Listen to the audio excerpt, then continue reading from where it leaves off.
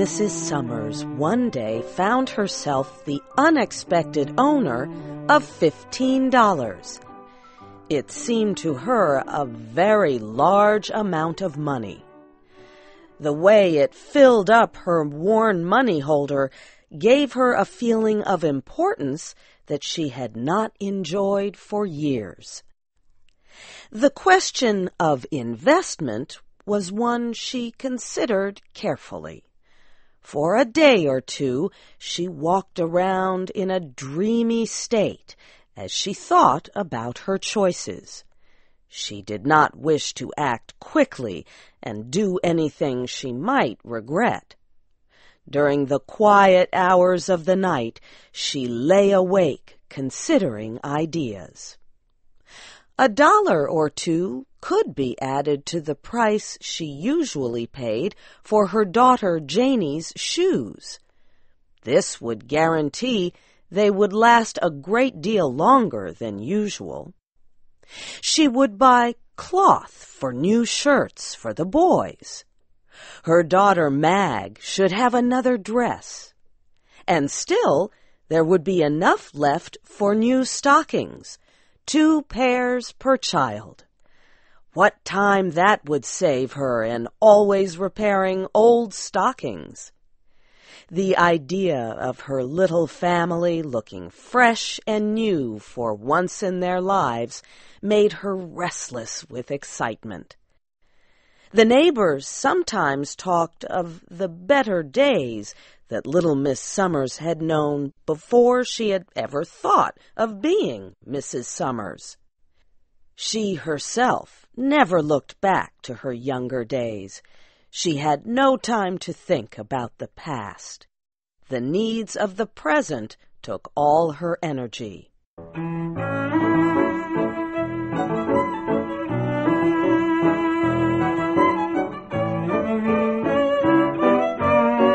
Mrs. Sommers knew the value of finding things for sale at reduced prices. She could stand for hours, making her way little by little toward the desired object that was selling below cost. She could push her way if need be. But that day she was tired and a little bit weak. She had eaten a light meal. No, she thought about her day. Between getting the children fed and the house cleaned and preparing herself to go shopping, she had forgotten to eat at all. When she arrived at the large department store, she sat in front of an empty counter. She was trying to gather strength and courage to push through a mass of busy shoppers. She rested her hand upon the counter. She wore no gloves. She slowly grew aware that her hand had felt something very pleasant to touch. She looked down to see that her hand lay upon a pile of silk stockings. A sign nearby announced that they had been reduced in price. A young girl who stood behind the counter asked her if she wished to examine the silky leg coverings. She smiled as if she had been asked to inspect diamond jewelry with the aim of purchasing it. But she went on feeling the soft, costly items. Now she used both hands, holding the stockings up to see the light shine through them. 2 red marks suddenly showed on her pale face. She looked up at the shop girl. "Do you think there are any size 8.5 among these?" There were a great number of stockings in her size.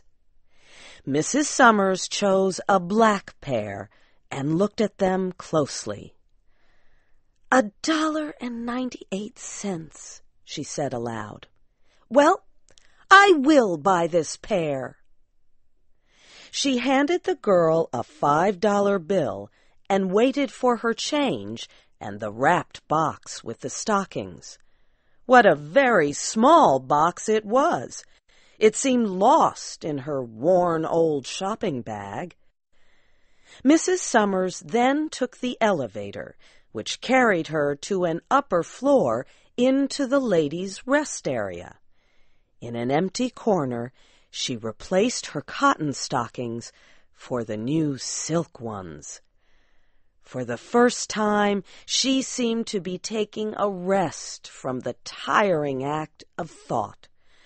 She had let herself be controlled by some machine-like force that directed her actions and freed her of responsibility.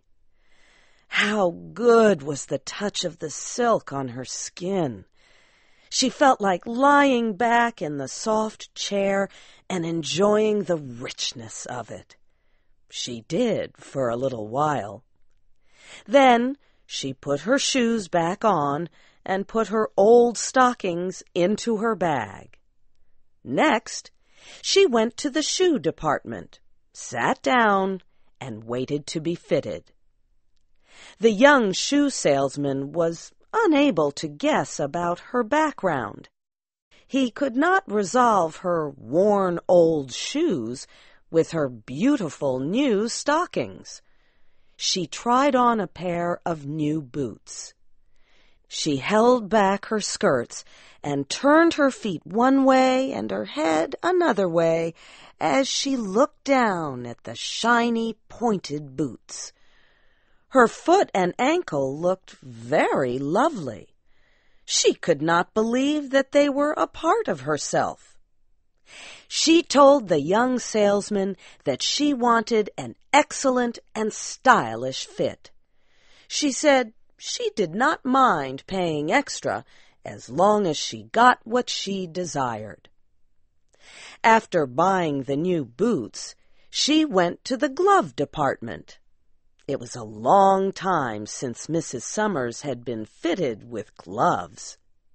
When she had bought a pair, they were always bargains, so cheap that it would have been unreasonable to have expected them to be fitted to her hand. Now she rested her arm on the counter where gloves were for sale. A young shop girl drew a soft leather glove over Mrs. Sommers' hand. She smoothed it down over the wrist and buttoned it neatly. Both women lost themselves for a second or two as they quietly praised the little gloved hand.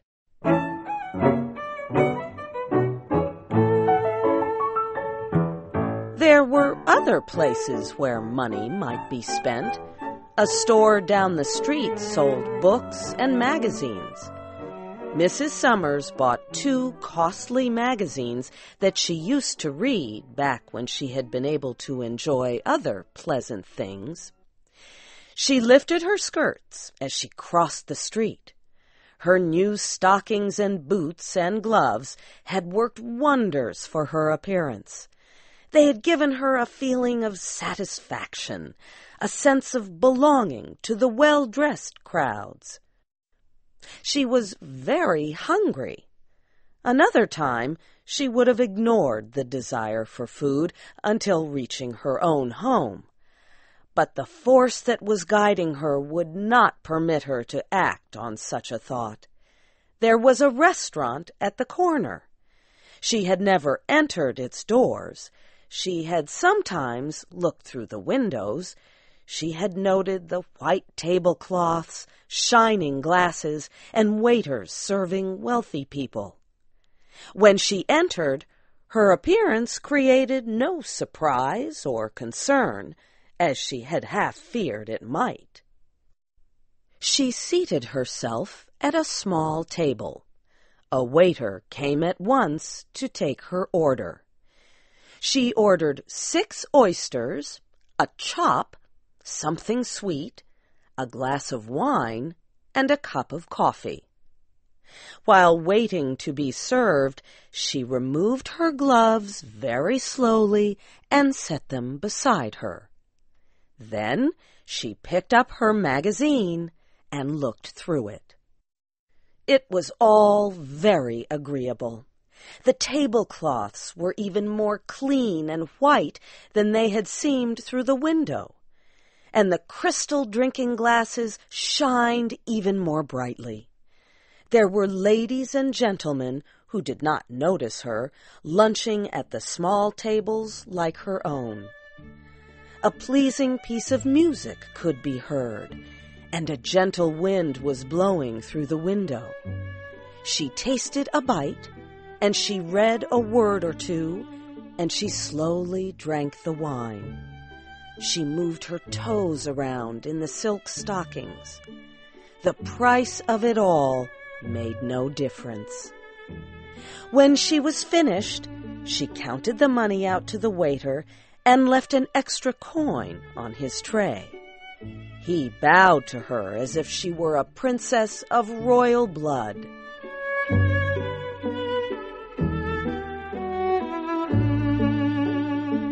There was still money in her purse, and her next gift to herself presented itself as a theater advertisement. When she entered the theater, the play had already begun. She sat between richly dressed women who were there to spend the day eating sweets and showing off their costly clothing. There were many others who were there only to watch the play. It is safe to say there was no one there who had the same respect that Mrs. Sommers did for her surroundings. She gathered in everything, stage and players and people, in one wide sensation. She laughed and cried at the play. She even talked a little with the women. One woman wiped her eyes with a small square of lace and passed Mrs. Sommers her box of candy. The play was over, the music stopped, the crowd flowed outside. It was like a dream ended. Mrs. Sommers went to wait for the cable car. A man with sharp eyes sat opposite her. It was hard for him to fully understand what he saw in her expression. In truth, he saw nothing, unless he was a magician. Then he would sense her heartbreaking wish that the cable car would never stop anywhere, but go on and on with her forever.